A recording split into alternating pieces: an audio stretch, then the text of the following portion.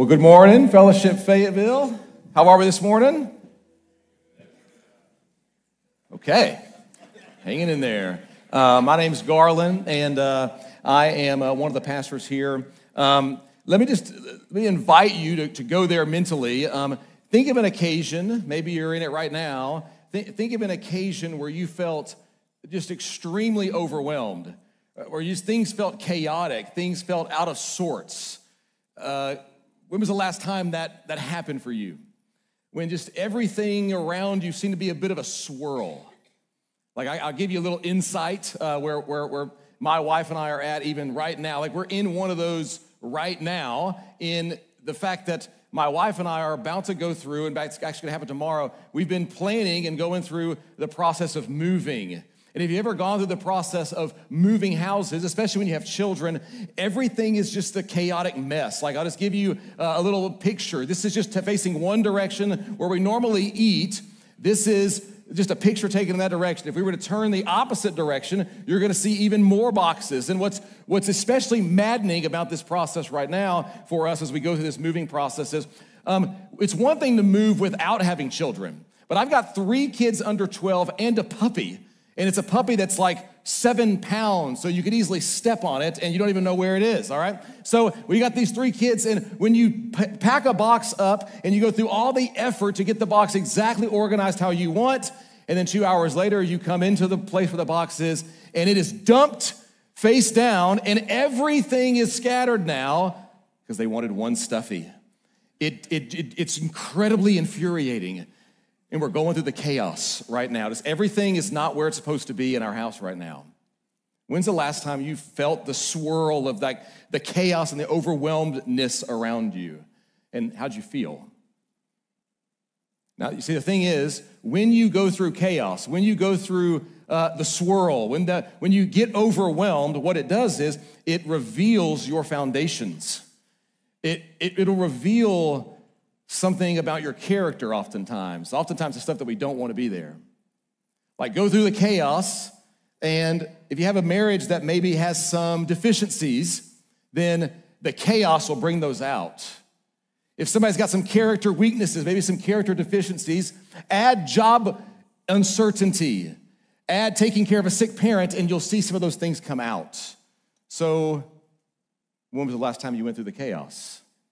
When was the last time you felt overwhelmed? Now, we're going to go here today as we look at the King's power, but just before we even go any further, I know some of you in the room, you're like there right now. Like you came in here this morning, and it could be circumstances out of your control. It could be something that you've experienced, maybe even internal. Maybe you just sort of walk in a state of chaos and have been for the last few weeks or few months. I know some of you came in here, and you know the Kelly family, and you're in the chaos right now, and you just feel really overwhelmed. And I'm going to talk about her a little bit later on in the sermon this morning. But you just feel uncertain in the swirl around you because you know that family, what they're going through since Thursday. We're going to see the King's power in the chaos. We're going to see the King's power over the chaos, and we're going to see the King's power through the chaos. This is where we're going this morning. If you have your Bibles, open them with me. We're going to be in Mark chapter 4 and 5, but just let me catch you up. We're skipping some sections here of Mark's gospel as we work through it over these next 4 months. Let me invite you, pull up your phone, go to your whatever app you listen to podcasts on, and go pull up sermon notes. And what we do on sermon notes is we try to give you the context, the stuff that doesn't make the sermon. And this week will be especially important on that because we got so much material that we are covering from last week to the end of this week, okay? So go pull up sermon notes, and that might help you, all right? So here's what the context is for our section this morning. Jesus is presented in Mark's gospel inaugurating the kingdom of God on the earth. And as he hits the ground running in his ministry, we're going to see some amazing things that Jesus begins to do, and it's going to lead to different reactions. Some people respond very favorably to Jesus, his message, and his works. But other people, they hear about Jesus, they see what he's doing, and they respond with hostility and opposition to him. And it's going to lead Jesus to begin to speak about the nature of his kingdom in these kind of strange, enigmatic stories that we call parables. That's the beginning of chapter 4. These stories both reveal and conceal the nature of Jesus' kingdom. And as we work our way to chapter 4 and 5, what we're going to see is the question on the table that Mark wants to present to his audience, both the ancient audience and the modern audience, you and me. Mark wants you to be interested and invested in this question. Who is this? What kind of king and what kind of kingdom is this? In fact, a lot of the whole first section of Mark's gospel, the first 8 chapters, are going to be generating this question. Mark is very clever rhetorically how he walks this question in front of the reader and the audience, if you pay attention to it. Who is this? And what Mark's going to do is he's going to drop us into some amazing stories, heightened drama in these stories. In fact, over and over and over again, everything's up, everything's great, everything's to the max in these stories. These stories that follow Jesus' parables, chapter 4, about 35, all the way to the end of chapter 5, are going to be very dramatic. Some very familiar stories that are answering the question, what kind of king is this and what kind of kingdom? And everything's up. Now, the translations obscure some of this as you read it, but I'll try to point them out as we go. Everything's great. It's a great storm, a great calm, a great fear, a great shout, a great herd, great astonishment. These stories are told with longer introductions and more detail than a lot of the other stories in Mark. And I'm going to give us the 4 snapshots of these 4 stories. First, the chaos that they're all experiencing. 4 snapshots in the chaos. We're told this, verse 35, here's where we pick it up.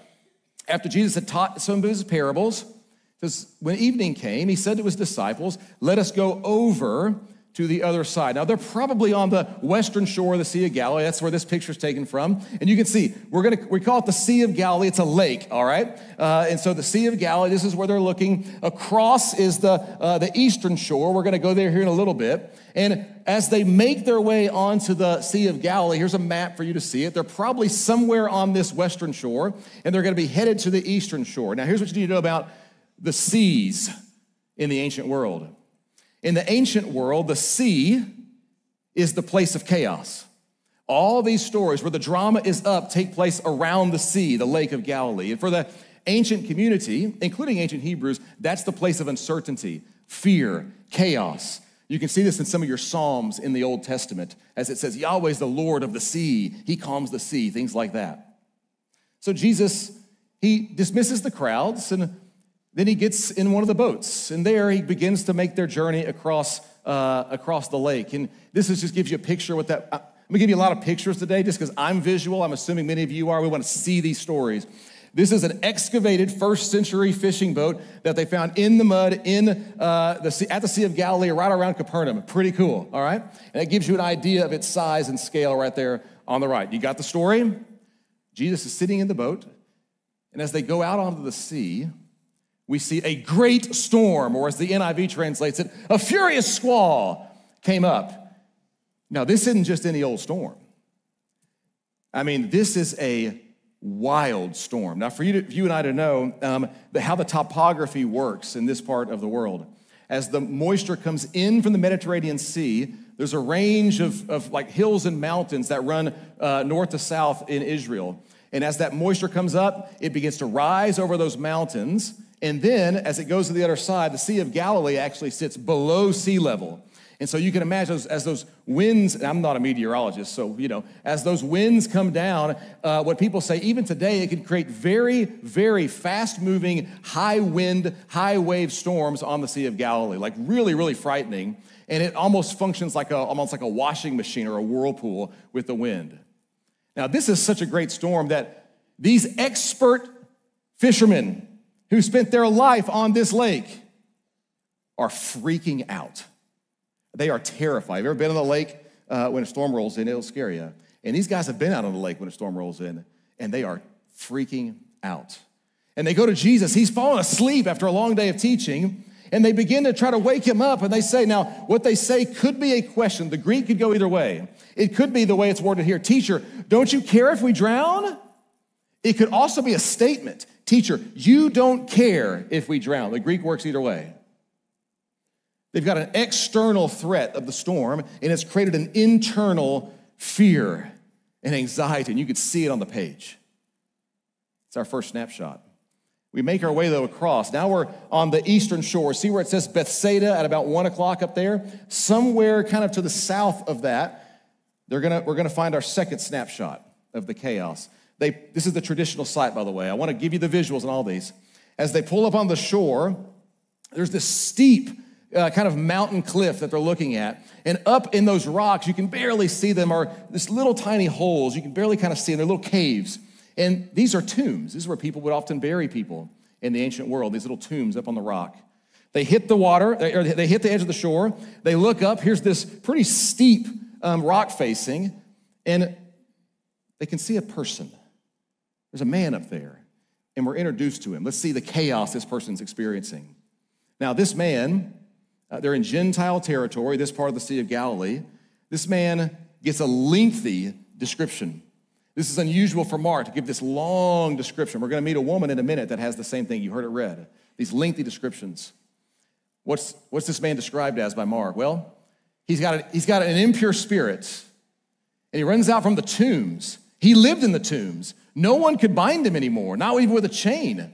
He'd been chained hand and foot. He'd torn them apart. No one could subdue him. He lives night and day among the tombs and in the hills, and he'd even cut himself with stones. What's his chaos? This man is surrounded by evil. Now, if you're like, okay, I want to go more on this whole demon thing, sermon notes, all right? Go to sermon notes this week. We're not going to have time in the sermon to do it this morning.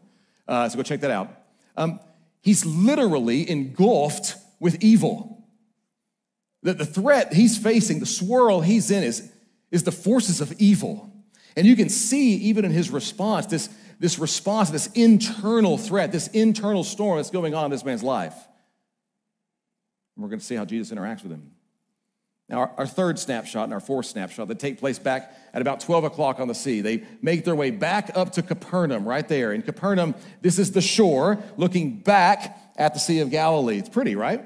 This is right about the spot where Jesus would be stepping off of the boat. And just so you can get a visual of Capernaum, here it is. Last week, the story of the people, if you were here, breaking through the roof of the house. See in the bottom here, those are the houses. So you can see these little small rooms. That's about what they were breaking through, and that story took place in Capernaum. So this is the excavation site of Capernaum, and this is about maybe 10 or 15% of the city at its max back in the day. There's a Roman garrison here. It's kind of a leading city of this region. And as he hits the shore, coming up down there by the water, as Jesus comes up out of the water, a crowd is there, and they're waiting. And this time, it's not a social outcast. It's not a man living in the tombs. It's not somebody that people have given up on. Instead, you don't get any more respectable than Jairus. He's a synagogue leader. This is who you want your daughter to marry. He's respectable. People go to him for advice. He's wise. And yet this man is facing chaos. In this case, it's the swirl of death. He's looking it in the face. And he's got to cross some pretty serious social boundaries to come talk to Jesus, especially to fall on his face before him. See, many of the Jewish leaders at this time, they've turned on Jesus. They're skeptical about Jesus. And we don't know about Jairus before this, but regardless, the chaos has come, and he's running up to Jesus. He's got the chaos of death. It's looking him right in the eye. And our last snapshot, our fourth one, this poor woman, as you heard it read, there are 7 verbs that describe her before we get her first action in the story. That's very unusual for Mark. Lots of description describing this woman. How does it describe her? Well, she's been a subject of bleeding for 12 years. She'd suffered a great deal. She tried many doctors. She spent all she had. She hadn't gotten better. In fact, she's only gotten worse. Most scholars that if you read this will say it's probably some kind of a menstrual bleeding. Now, what that means, here's why that's significant. This would mark her in the ancient Jewish community as ceremonially unclean. Not sinful, just ceremonially unclean, set apart from the community. So not only is she dealing with the external problem and pain of this bleeding issue, but her internal, you can see it on the page of the story. I mean, she's an outcast. She's not welcome. You can imagine the shame. She comes up behind Jesus and she doesn't even come up to his face. She comes up behind him and just touches his cloak. You can almost see the shame in her. In our story, we've got external chaos, storm, evil, We've got sickness, death. And there's all sorts of internal chaos. We can see the fear and shame and turmoil and anxiety, and it's all there in our story. Here's the question for you and for me this morning. How do you handle it when you experience chaos? External threats, internal chaos, what do you do? Like, as I think about it, there's probably maybe two primary ways that people tend to respond. Now, this is obviously paint with a broad brush here, but two ditches we tend to fall into. One looks like this. When you face the chaos of life, you try to control it, manage it, get ahead of it, take it down. You try to stuff it, don't feel it. The other side, again, painting with a broad brush, there's all sorts of things in between. The other side tends to go, this isn't my fault. This is the circumstance. We tend to say it's that thing that happened to me. There's all sorts of things in between. I can tell you where I am. I'm almost the pole over here. And when the chaos happens, when uncertainty comes, I try to fix it. And how well do you think that works out for me most of the time? I give you some examples. Like in my battle with sin in my life, this internal chaos that I feel, so often I've tried to manage it and work harder and do better and be better. And I find most often it's not that successful. Let me give you an even more personal one. I got 3 kids, and each kid, if you have kids in the room, you know they're all different. And as they've kind of grown up, and they're 12, 10, and 6 now, each kid's different. And one of ours is really difficult to understand how to parent him. It's a challenge, and I don't know exactly what to do. And he's got some kind of interesting things that make him really unique, but also really gifted. And I don't know how to handle it, and I don't have a playbook for it. And I've tried desperately to respond better, to answer him better, to change my expectations in my own sort of strength, just manage it. And we're going on years now. Not a lot of growth. How do you handle it? Where do you fall on that spectrum when the chaos comes? How we doing this morning? We liking this one? We loving this talk today so far? Here's the good news. The king's power in the chaos, but he also has power over the chaos. Let me just run you through the stories again. I love these stories. Mark has clustered these together to show us who is this. Let me show them to you. With the disciples in the boat, they wake him up. You don't care, we're drowning. Don't you care? You fell asleep on us. And he rebukes the wind and says to the waves, quiet, quiet, be still. Silent, and be silent. I might translate it this way. Shut up. Stay shut up. Now notice, no David Copperfield stuff here. He's not an expert meteorologist. He didn't wait for the clouds to break and then go, whoa, whoa, whoa, quiet. He just speaks. And notice, a great calm goes to glass. Write in your Bibles next to this, Psalm 107. Psalm 107. Almost certainly the disciples have this in their minds because you see their reaction. They're afraid. Because Psalm 107 would tell this amazing story where only Yahweh can calm the seas. Only Yahweh can do this. So their response fits.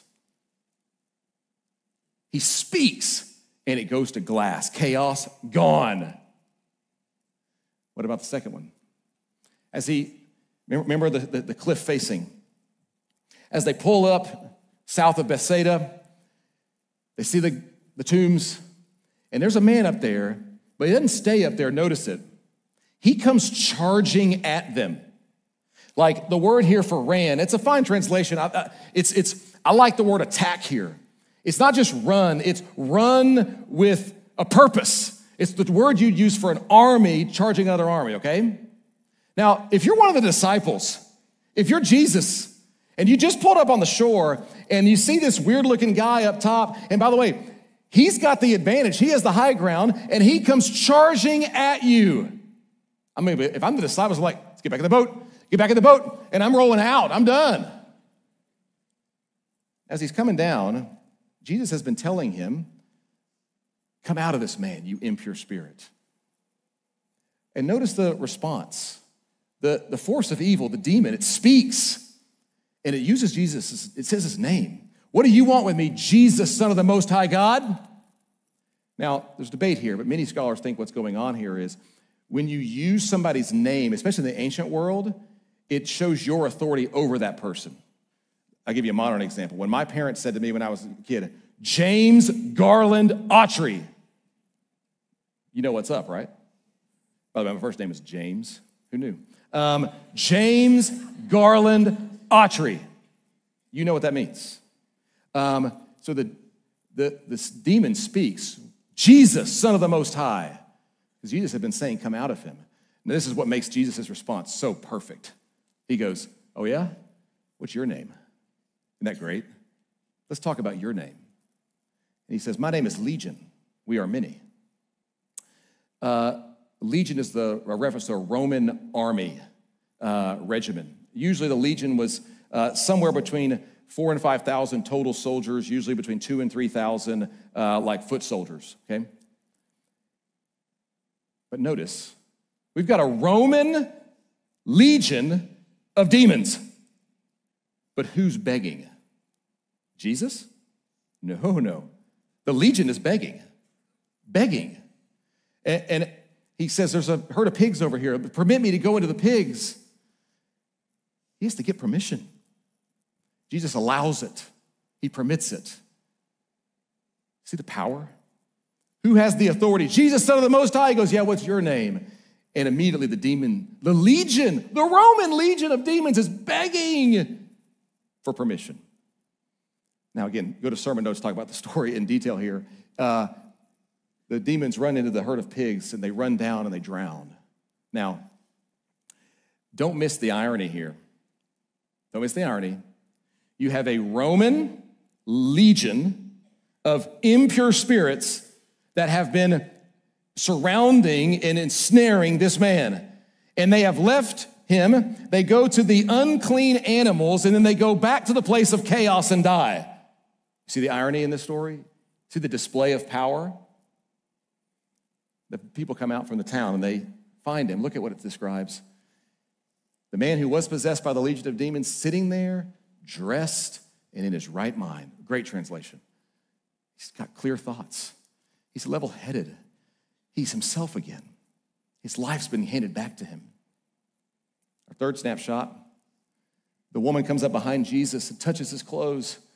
If I just touch him, I'll be healed. And she does. And with all the crowds pressing in, she grabs a hold of his garment.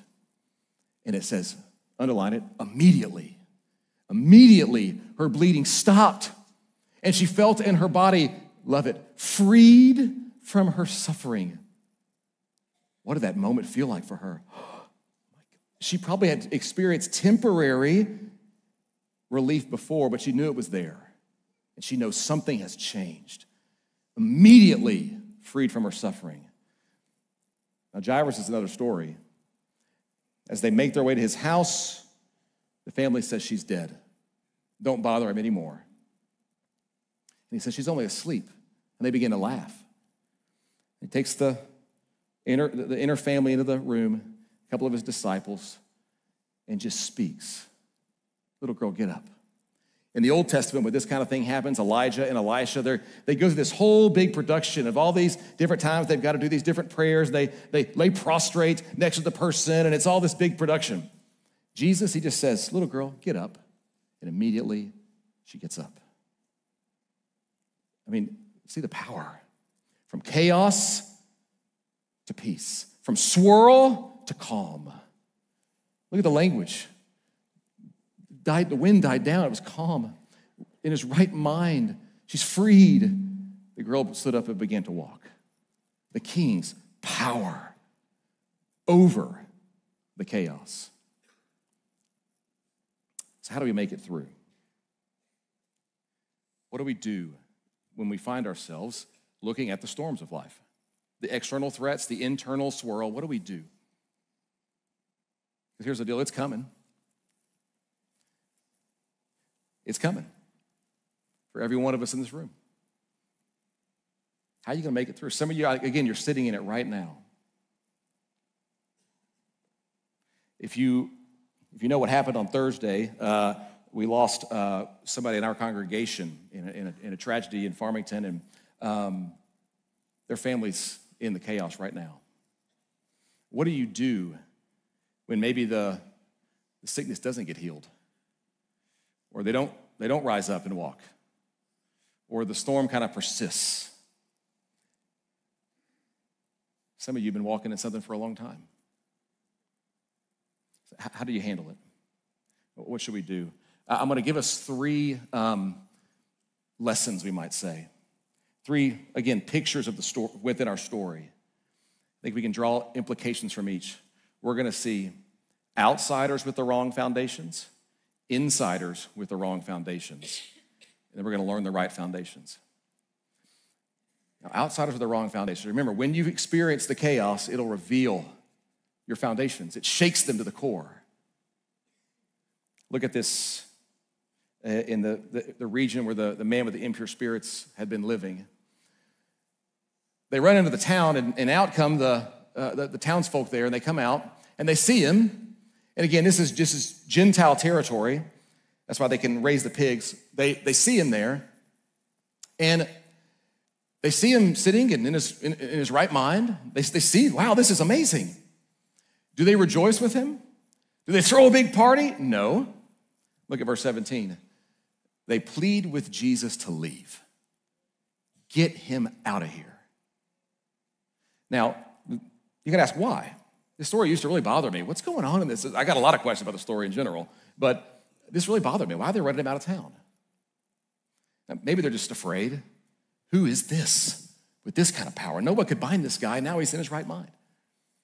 But I think the story actually illuminates something very instructive for you and for me. Notice it. Their foundations have been shaken. And what is their foundation? Their bottom line. See, these pigs are worth a great deal of livelihood for them. And it just went down the drain, literally, into the lake. It's going to cost them.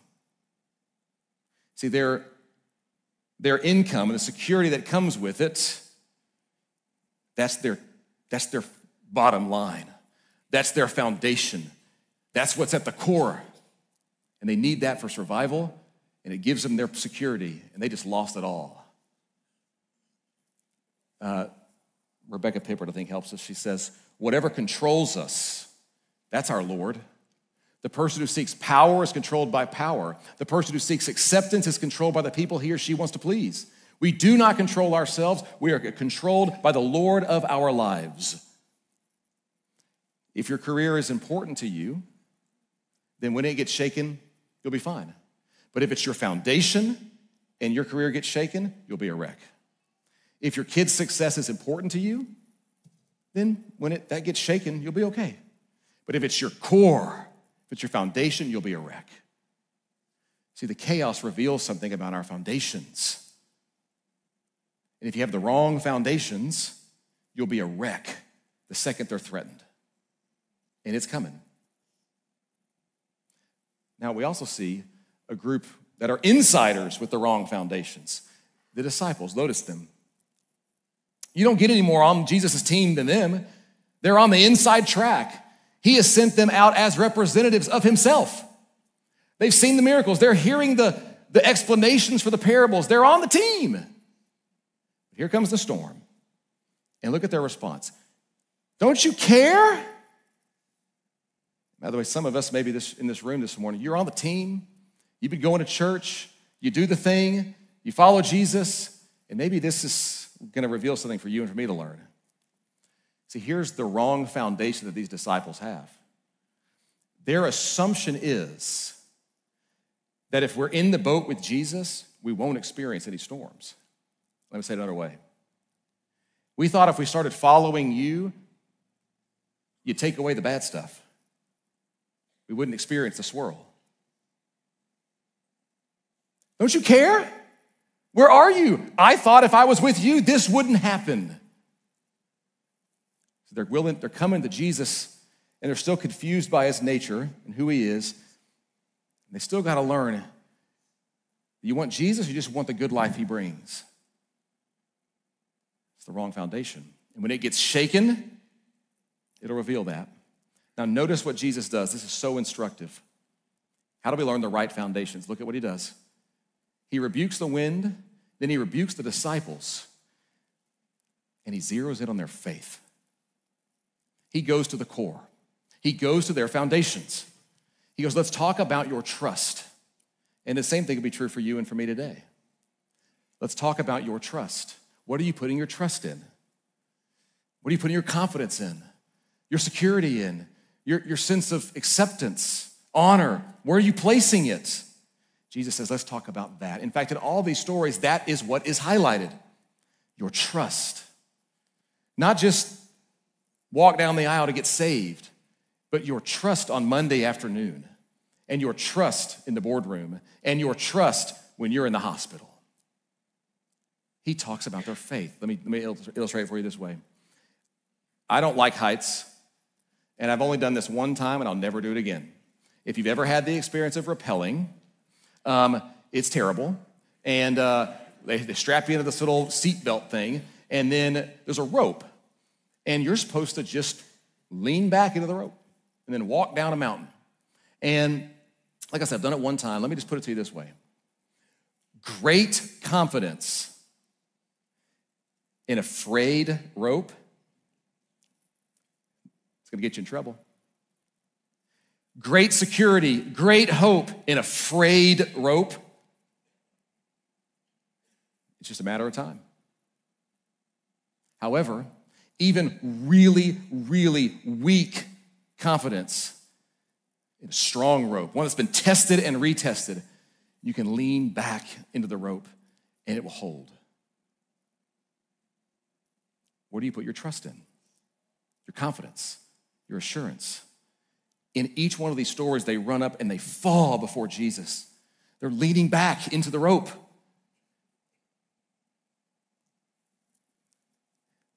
I know that for many of you, you might not know the family, but Michael and I and many of our staff, many of you have been over to the Kelly house this week, and Friday afternoon, Michael and I got to go over there and visit with the family, and it's an incredibly difficult week and a couple of days and weekend, and Kevin says they're coming to the next service and they'll be here with their family. I had sent Kevin a verse, 1 Thessalonians 4:13 on Thursday, the day of the accident, and on Friday, we were at the family there at the house, and I said, hey, can you bring her Bible in here? Let's just take a look at it. And I just turned to the verse I had sent him. I didn't know what to expect, and she had marked all over this Bible.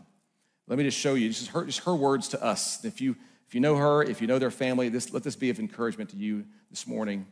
Right above the verse I had sent Kevin, she had written this, and she'd written it in 2023, just a year ago. How sad it must be to go through this life without Jesus. What is your rope? What are you trusting in? So the guy with the impure spirits, he goes back to his regular life. He doesn't become a follower of Jesus. He doesn't become a disciple of Jesus. He doesn't go into the ministry. But his Monday is now changed because he's got a foundation that'll hold. It steadies him as he goes into his real life. What are you trusting in? John Newton said it this way. I speak from my own experience. I find that to keep my eyes simply on Christ, that's it. The secret to this whole thing, this whole Christian life, is eyes on him. Lean into the rope. In the chaos, through the chaos, he's got power over it. So what we're going to do now is we're just going to turn to do just that. And we're going to do that by singing and singing together. So I'm going to invite you, if you would you just stand with us and let's look to him.